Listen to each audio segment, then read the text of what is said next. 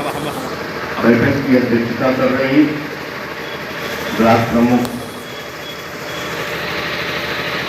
हमारे बड़े भाई आदरणीय विश्व सिंह जी, वीडियो साहब, मैसी CSC के अधीक्षक डॉक्टर विकास सिंह जी, मंच का संचालन कर रहे और तेजवापुर मंडल के अध्यक्ष आदरणीय शशिकांत त्रिपाठी जी, समस्त प्रधानगण, समस्त BDC मेंबर, समस्त अधिकारी और भारतीय जनता पार्टी के कार्यकर्ता एवं सहयोगी, मंचस्थ सभी सम्मानित गण, मैं सबका हार्दिक वंदन और अभिनंदन एवं सबसे नमन करता हूं। आज की बैठक में हमारे BDO साहब ने बहुत ही विस्तृत रूप से सरकार की कौन सी योजनाएं हैं और कहां तक लागू हो गई हैं, इसके बारे में विस्तृत चर्चा की है। लेकिन हम लोगों का दुर्भाग्य है कि जिन्होंने इस विकास खंड को आगे बढ़ाने का कार्य किया, सरकार की नीति के कारण 3 साल उनके इस जनपद में पूरे हो गए हैं, इसलिए उनका स्थानांतरण बलिया जनपद हो गया है।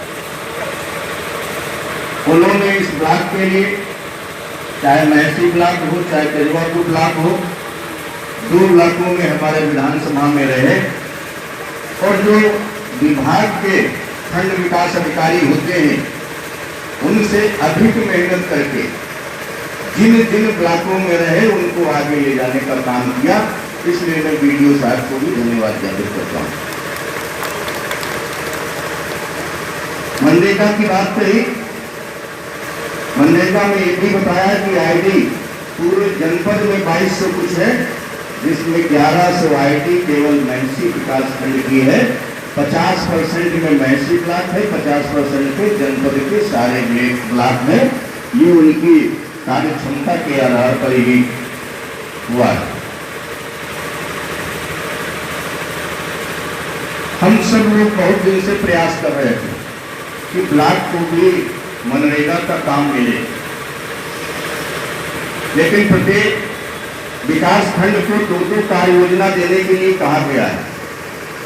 2 कार्य योजना देने के लिए कहा गया है, तो हम इस झगड़े में न पड़े कि हमारे यहाँ की कार्य योजना हो जाए या कहाँ की कार्य योजना हो जाए।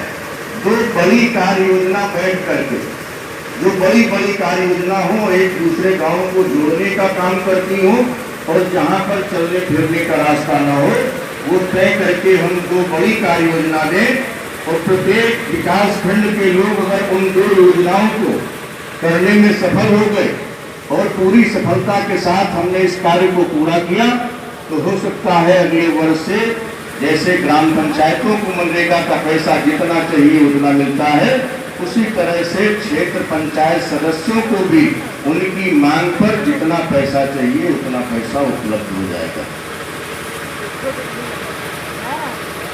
प्रधानमंत्री आवास के बारे में बताया, 6786 आवास बन चुके हैं, 1406 आवास प्राप्त हुए हैं। 2011 के सेठ सूची के आधार पर इस 1406 में वो पुरानी सूची पूरी हो जाएगी। इधर आप लोगों का सर्वे हुआ होगा, तमाम लोगों के घरों की फोटो खींची गई होंगी खड़ा करके। ये आप लोगों के लिए खुशी है कि आप अपने गांव में बता सकते हैं, अपने लोगों को बता सकते हैं जो पात्र हैं कि जो इस बार फोटो खींची गई थी, इसी साल से उन लोगों को भी प्रधानमंत्री आवास मिलना शुरू हो जाएगा। मुख्यमंत्री आवास की चर्चा हुई, मुख्यमंत्री आवास 43 मिले। कन्या सुमंगला योजना बहुत दिन से चर्चा हो रही थी, बेटी बचाओ बेटी पढ़ाओ। अभी हम केरल गए थे, 18 विधायकों की टीम लेकर के केरल गए थे। केरल में ग्राम पंचायत, क्षेत्र पंचायत और जिला पंचायत की एक रूपरेखा देखी गई और वहां पर सारा कुछ देखा गया। 55% आरक्षण महिलाओं का है केरल में, और केरल में महिलाओं का प्रतिशत पुरुषों से अधिक है। वहां अगर किसी को 2 बेटी है या किसी को 2 बेटे हैं तो तीसरे की चिंता नहीं करता है। केवल 2 में ही ये वहां का कोई भी व्यक्ति नहीं कहता है कि हमारे 2 बेटी ही बेटी है इसलिए हम तीसरा बच्चा पैदा करें। 2 बेटी है तो उसमें वो ज्यादा खुश है। पूरे केरल की साक्षरता 87.6% है और कुछ जनपद ऐसे हैं जहां 100% साक्षर लोग हैं। एक ग्राम पंचायत कम से कम 25,000 आबादी की है तो मैक्सिमम 65,000 आबादी की है केरल। 4 ग्राम पंचायत 6 ग्राम पंचायत का एक क्षेत्र पंचायत ब्लॉक हो जाता है और 30 और 32 का जिला पंचायत का एक जनपद हो जाता है। एक ग्राम पंचायत में 1 ग्राम पंचायत अधिकारी, 2 सहायक ग्राम पंचायत अधिकारी और 5 जो अधीनस्थ विभाग हैं उनके 5 हेड क्लर्क, 5 कनिष्ठ क्लर्क। ये आपके ग्राम पंचायत में ये सुविधा उपलब्ध है। तो जैसे डॉक्टर साहब यहाँ CSC खोले हैं, अगर ये केरल में होते तो ये ग्राम पंचायत के अधीन होते। वहां CSC भी ग्राम पंचायत के, PSC भी ग्राम पंचायत के अधीन है, वहां विद्यालय भी ग्राम पंचायत के अधीन है। इसलिए ग्राम पंचायत और ग्राम पंचायत के अधीन ही नहीं है। ऐसा भी हमारे BDO साहब कह रहे थे पानी के बारे में। वहां पे आप अगर घर बनाएंगे तो 8 रुपया स्क्वायर फीट आपको टैक्स देना पड़ेगा घर का। जिस ग्राम पंचायत का हम लोग देखने गए थे उस ग्राम पंचायत में 3 करोड़ प्रति वर्ष टैक्स मिलता है उस ग्राम पंचायत को और एक ग्राम पंचायत को 1 वर्ष में 5 करोड़ रुपया शासन से मिलता। लेकिन वहां का चाहे ग्राम पंचायत अधिकारी हो, चाहे सहायक ग्राम पंचायत अधिकारी हो, चाहे कनिष्ठ क्लर्क हो, चाहे वरिष्ठ क्लर्क हो, किसी के काउंटर पे जाकर के कोई चीज भी उससे संबंधित आप जानकारी चाहेंगे विदिन सेकेंड वो आपको जानकारी देगा। ये नहीं कहेगा कि हम आपको जानकारी थोड़ी देर बाद देंगे। जिस चीज की जानकारी आप लेना चाहेंगे वो विदिन सेकेंड अपना लैपटॉप खोल करके आपको जानकारी देने का प्रयास करेगा। वहां की CSC और PSC देखी हम लोगों ने। कोई भी मरीज या मरीज के साथ का व्यक्ति जूता अथवा चप्पल पहन करके अस्पताल के अंदर प्रवेश नहीं कर सकता। और 25,000 से 65,000 की ग्राम पंचायत में कोई सफाई कर्मी नहीं है। केवल ग्राम पंचायत सचिवालय के लिए 2 सफाई कर्मी है। वहां एक NGO चलता है। NGO के लोग उस कूड़ा और कचरे को इकट्ठा करके बॉक्स में डालते हैं और जितनी भी प्लास्टिक इकट्ठा होती है उस प्लास्टिक को क्रश करके उसको टुकड़े टुकड़े करके उसको सड़क बनाने के काम में लाने का संकल्प लिया है और उससे सड़कें बन रही हैं। इसलिए वहां पे बेटा बेटी का कोई अंतर नहीं। और बड़े हर्ष के साथ कई महिला पंच हमारे सामने आई और उन्होंने कहा कि हम इस ग्राम पंचायत की सदस्य हैं और हमारे पति एग्रीकल्चर लेबर है। उनको कहीं शर्म नहीं महसूस हुई कि हम अपने पति को मजदूर बता रहे हैं तो कहीं से उनको शक हो। और वहां एक एग्रीकल्चर लेबर को 800 रुपये प्रतिदिन मिलता है। इसलिए हम सब लोगों को जिस तरह से हम लोग केरल की पद्धति को देखने गए, हम लोग किस तरह से तन मन धन से समाज की सेवा को करने के लिए, चाहे प्रधान हो, चाहे पंच हो, चाहे प्रमुख हो, चाहे सदस्य जिला पंचायत हो, चाहे सांसद हो, चाहे विधायक हो, जिस तरह संकल्प लेंगे कि न जात न धर्म न वर्ग, और ये भी सोचना छोड़ देंगे कि किसने हमको वोट दिया और किसने वोट नहीं दिया। हो सकता है इस बार वोट न दिया हो, अगली बार वोट देगा। भारतीय जनता पार्टी ने अगर ये संकल्प ये सोचा होता कि किसी ने वोट दिया होगा, किसी ने वोट नहीं दिया होगा, तो भारत सरकार की या अथवा उत्तर प्रदेश सरकार की कोई भी योजना ऐसी नहीं है जिसमें भेदभाव झलकता हो। चाहे वो जिस जाति का हो, चाहे जिस धर्म का हो, चाहे जिस वर्ग का हो, अगर वो व्यक्ति पात्र है तो भारत सरकार की योजनाएं और उत्तर प्रदेश की योजनाओं को उसका लाभ मिलेगा ही मिलेगा, उसको कोई रोक नहीं सकता है। इस तरह की योजना हम लोगों को भी लागू करनी पड़ेगी और अपने गांव में भी लागू करनी पड़ेगी। अपने गांव में भी इस तरह की योजना अगर लागू करना प्रधानों ने शुरू कर दिया, डीडीसी मेंबर ने शुरू कर दिया, तो जिन लोगों ने आपको वोट नहीं दिया होगा वो भी कहेंगे कि प्रधान जी जानते थे कि हम इनके विरोधी हैं, उसके बाद भी योजना का लाभ इन्होंने हमको बढ़ चढ़ करके दिलाने का काम किया, तो वो अब की बार चुनाव में आपके साथ खड़ा नजर आएगा। कन्या सुमंगल योजना की बात की थी, उसी पे हमने केरल की बात छेड़ी थी, और हम लोगों की ये जिम्मेदारी बनती है कि ऐसी कन्याएं जो हैं उनको चिन्हित करके आगे ले जाने का काम करें, क्योंकि ग्रेजुएट तक की जिम्मेदारी उनकी शिक्षा की, उनके स्वास्थ्य की सारी जिम्मेदारी सरकार ने लेने का संकल्प किया है। दूसरा जो सबसे महत्वपूर्ण, जो निराश्रित बच्चों की बात कही है, तमाम लोग हम लोगों के पास आते हैं, प्रधानों के पास भी जाते होंगे, सदस्य और लोगों के पास जाते होंगे कि भैया इनके माता पिता नहीं है, इनके माता पिता मर गए। ऐसे बच्चों को छांट करके, उनकी सूची बना करके उनको पेंशन दिलाने का, उनको शिक्षा ग्रहण कराने का काम हम लोगों को करना चाहिए। और इस तरह के कामों में अगर हम लोग लगे तो जो गरीब की आशीर्वाद होता है, वो गरीब का आशीर्वाद खाली नहीं जाता है। अगर आपने 4 बच्चों को चिन्हित करके उनको आगे बढ़ाने का काम किया, उनके माता पिता नहीं है, कहीं भटक रहे हैं, शिक्षा की, रहने की सारी व्यवस्था सरकार करने जा रही है, तो इस तरह की योजना में भी हम लोग अपनी भागीदारी निश्चित करने का काम करें। स्वच्छ पेयजल और स्वच्छ शौचालय की बात करी। शौचालय तो सरकार ने बनवा दिया, लेकिन उसको स्वच्छ रखने की जिम्मेदारी हमारी है। हमारे घर में कोई सफाई कर्मी नहीं जाएगा कि हमारा शौचालय साफ करने जाएगा। हम गंदा करते हैं, इसलिए हमको ही साफ करना है, किसी दूसरे के सहारे नहीं रहना है।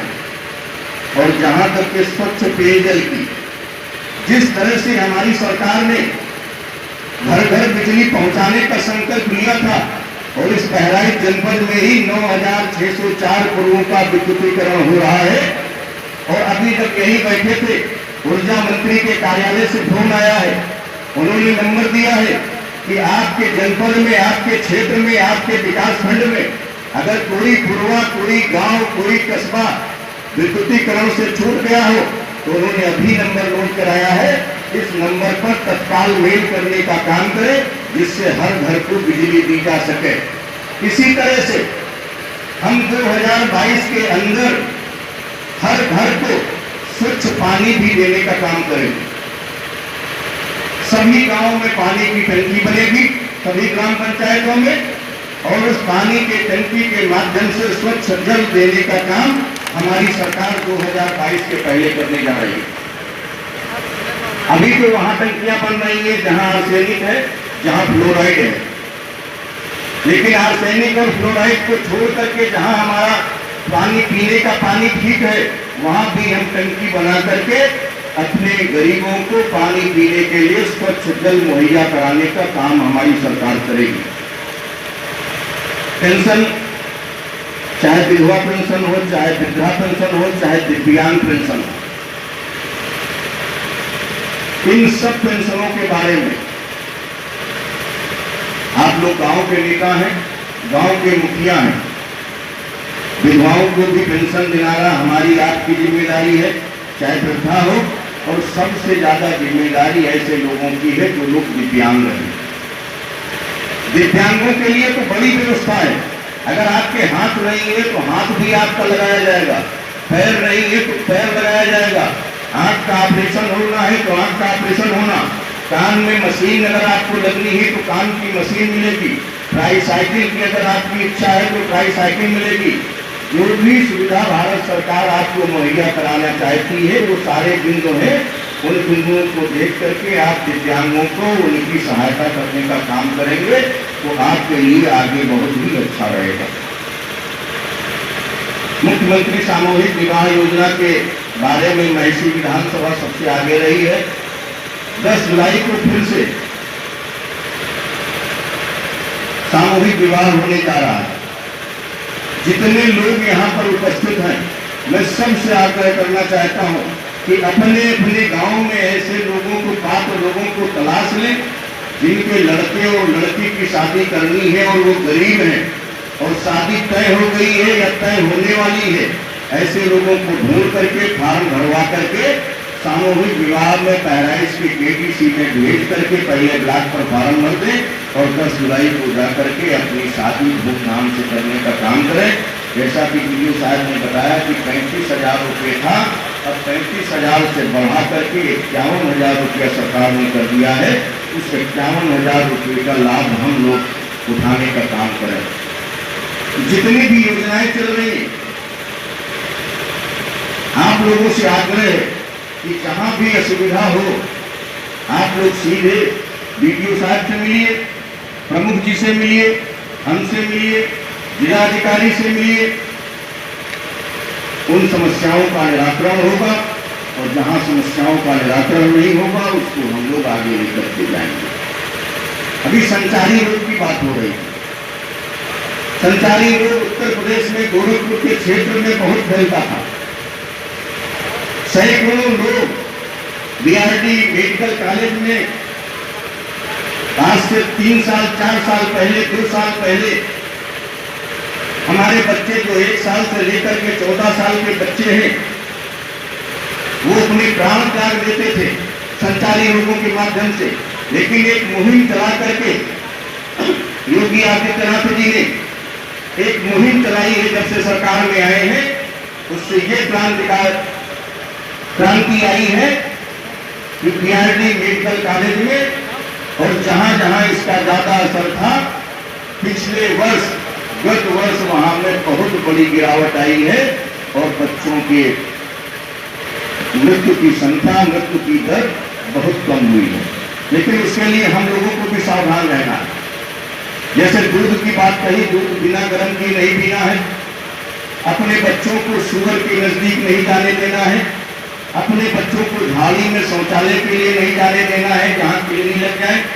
और सबसे ज्यादा जो हम लोग बाल्टी में साफ पानी भर के रख देते हैं, जहां जहां साफ पानी होगा मच्छर वहीं जा करके साफ पानी में ही दिमागी बुखार का मच्छर वहीं जा करके अपने लार्वा को जन्म देता है। साफ पानी, अगर हमने कोई साफ पानी रखा है तो उसको ढक करके रखें। अगर ढक करके पानी नहीं रखा है तो उस पानी को फेंक दे। और जितने भी जगह हैं, कहीं किसी के घर में टायर पड़ा है, किसी के घर में तसला पड़ा है, किसी के घर में टप पड़ा है, किसी के छप्पर पड़ा है, वही संचारी रोग के कीटाणु पैदा होते हैं। इसलिए सबसे पहले अगर कोई बर्तन आपके घर के ऊपर, छत के ऊपर या कहीं पड़ा है तो उसको आप हटा दें, क्योंकि आपके घर के अंदर ही आपके बच्चे को दिव्यांग बनाने के लिए, आपके बच्चे को इस हद तक बीमार कर देने के लिए कि आपका बच्चा दिव्यांग हो जाए, ऐसी व्यवस्था आप स्वयं कर रहे हैं। इसलिए हम लोग सचेत हो जाएं, साफ सुथरा रहें, स्वच्छ रहें और जितने भी हमारे खाली बर्तन हैं उनको पलट करके रख दें। और जो पानी पीने का उपयोग करते हैं उनको हम पानी को ढक करके रखें, कभी भी खुला पानी न छोड़ें। स्वच्छ पानी में ही मलेरिया के और डेंगू के मच्छर जन्म लेते हैं, दिमागी बुखार के मच्छर जन्म लेते हैं। इसलिए हम लोग को एक आग्रह और किया है डॉक्टर साहब ने, डॉक्टर मौर्या जी ने, कि अगर 3 दिन से 5 दिन का बुखार है, आप कहीं किसी डॉक्टर के पास जाते हैं तो जब तक उसका निराकरण न हो जाए कि कौन सा बुखार है, तब तक पैरासीटामॉल के अलावा अन्य कोई दवा न दे। चाहे जो बताओ कि फला दवा दे दे, लेकिन पैरासीटामॉल ही आपको देना है। और पैरासीटामॉल देते हुए उस व्यक्ति को, उस बच्चे को सरकारी अस्पताल ले आना है। चाहे आप पीएससी ले जाइए, चाहे सीएससी ले जाइए, चाहे जिला अस्पताल ले जाइए, लेकिन सरकारी अस्पताल में ही दाखिल करा करके उसका आप इलाज करेंगे। और जिस दिन आप लोग ऐसा सजग होकर के काम करने का मन बना लेंगे, उसी दिन सरकार की योजना भी 100% पूरी होंगी। जो स्वास्थ्य की चिंता है, स्वास्थ्य की चिंता भी पूरी होगी। और 3-4 ही मूल हैं, शिक्षा है, स्वास्थ्य है, सड़क है, पानी है, बिजली है। सब पर सरकार का फोकस है। बिजली तो हम आपको जाड़ा आने के पहले एक एक घर को बिजली देने का काम पूरा कर देंगे। 2022 तक एक भी गरीब व्यक्ति ऐसा नहीं बचेगा जिसके सर के ऊपर छत न हो, उसका पक्का मकान देने का काम हम पूरा कर देंगे। आज ही लोग कहते हैं बड़ी महंगाई है, बड़ी महंगाई है।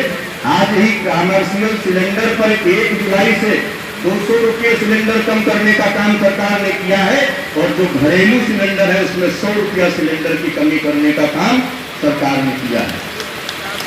हम आपको जैसे बिजली दे रहे हैं वैसे एक एक घर को पानी भी देने का काम करेंगे। आयुष्मान भारत के तहत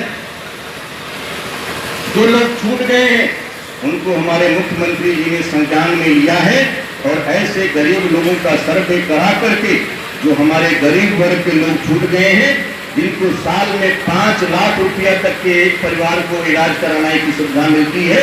इस देश के 13,500 अस्पताल ऐसे हैं, चाहे आप बहराइच में इलाज कराएं, चाहे मुंबई में इलाज कराएं, चाहे कलकत्ता में इलाज कराएं, चाहे हैदराबाद में इलाज कराएं, चाहे चेन्नई में इलाज कराएं, अगर आपके पास आयुष्मान भारत का कार्ड है तो आप चाहे जहां जाकर के इलाज करा लें। 5 लाख रुपया तक के आपके इलाज में खर्च होता है, तो एक भी पैसा आपको नहीं देना है। इससे बड़ी योजना इस दुनिया में कोई भी लोकतंत्र का देश आज तक के लागू नहीं कर पाया है। इस देश में 10 करोड़ से ऊपर आयुष्मान भारत के कार्ड वितरित किए गए हैं, और इसकी अगर आवश्यकता होगी तो इसको और बढ़ाने का काम किया जाएगा। इसलिए सरकार गांव, गरीब, किसान, झुग्गी झोपड़ी का इंसान, जितने भी नौजवान, इनको आगे बढ़ाने के लिए कार्य कर रही है। और कृत संकल्प है हमारी बाईं तरफ जो पंडित दीनदयाल उपाध्याय, श्यामा प्रसाद मुखर्जी, अटल बिहारी वाजपेयी की जो फोटो लगी है, इन्होंने पंडित दीनदयाल उपाध्याय ने संकल्प लिया था कि गांव में या समाज में अंतिम छोर पर खड़ा हुआ व्यक्ति जिस दिन हमारे बराबर आकर के खड़ा होगा, जिस दिन उनको सरकार द्वारा दिया गया लाभ मिलने लगेगा, उसी दिन हम समझेंगे कि भारत में असली लोकतंत्र आया है। भारत आज उसी तर्ज पर आगे बढ़ रहा है। भारत की सरकारें हो, चाहे उत्तर प्रदेश की सरकार हो, आज उसी दिशा में काम कर रही है। समाज के अंतिम छोर पर खड़े हुए व्यक्ति को फायदा पहुंचाने के लिए कृत संकल्प है, और एक एक व्यक्ति को फायदा पहुंचा करके, संपन्न बना करके, अपने पैरों पर खड़ा करके उसको जीने का अधिकार देने का काम करेगी। और जो हमारे नौनिहाल हैं उनको शिक्षित करने का काम करेगी। जिस दिन हमारा समाज साक्षर हो जाएगा, शिक्षित हो जाएगा, उस दिन चाहे भारत सरकार की योजना हो, चाहे उत्तर प्रदेश सरकार की योजना हो, आपको कोई बरगला नहीं सकता, आपको कोई धोखा नहीं दे सकता, आपको कोई पीछे नहीं ढकेल सकता। आप लोग स्वयं सक्षम हो जाएंगे। इसलिए आप लोगों से आग्रह है कि सरकार तो सारी चीजें मुहैया करा रही है, लेकिन अगर आवश्यकता पड़े तो हम एक वक्त की रोटी खा लेंगे, लेकिन हम अपने बच्चों को, चाहे वो बेटा हो चाहे बेटी हो, उसमें कोई फर्क न करके अपने बच्चों को और बच्चियों को पढ़ाने का काम करें। हम एक वक्त की रोटी खाएंगे, हम आधे तन पर कपड़ा पहनेंगे, लेकिन जिस दिन हमें संकल्प ले लेंगे कि जो काम हमने किया है वो हमारे बच्चे और बच्चियां नहीं करेंगे, तो आपने देखा होगा इस देश के अब्दुल कलाम साहब एक गरीब मछुआरे के लड़के थे, कल्याण सिंह जी एक अध्यापक थे, प्राइमरी पाठशाला के पढ़े हुए थे, मुलायम सिंह जी एक प्राइमरी पाठशाला के अध्यापक और पढ़े हुए थे। आपके जो आज के राष्ट्रपति हैं वो एक गरीब घर के प्राथमिक विद्यालय के पढ़े हुए हैं। दो राष्ट्रपति हो गए, दो मुख्यमंत्री हो गए, सेना के रक्षा मंत्री हो गए।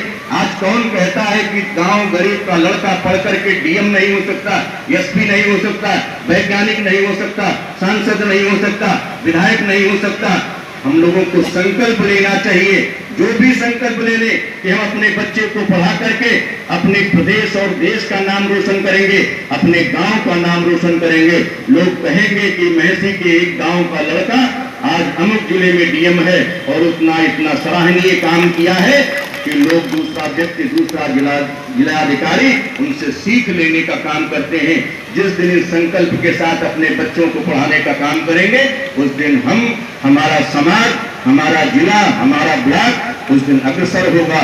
और जो अब्दुल कलाम साहब ने सपना देखा था कि भारत विश्व गुरु था, भारत फिर से विश्व गुरु बनने के लिए आगे कदम बढ़ा रहा है।